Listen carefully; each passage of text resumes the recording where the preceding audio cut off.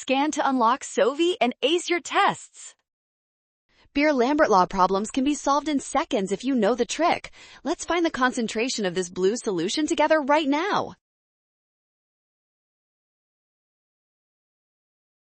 Start with the Beer-Lambert law, which says absorbance equals molar absorptivity times path length times concentration. Since the shades match in figure 2, the total absorbance for both vials is identical.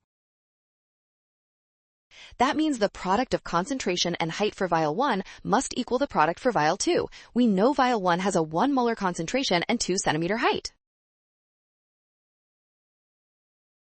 Multiply to get 2, then divide by the 4 centimeter height. This math gives 0.5 molar, making option B our winner.